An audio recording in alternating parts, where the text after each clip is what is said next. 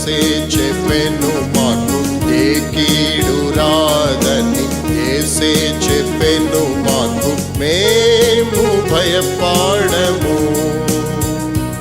ఇక మేము భయపడము. అగ్ని పరీక్షలయందు వాగ్దానమిచ్చే మాతోనుండా, అగ్ని పరీక్షలయందు వాగ్దానమిచ్చే మాతోనుండా. ఏ ఘడి అయినను విడువాక కాయును, మేము భయపడము,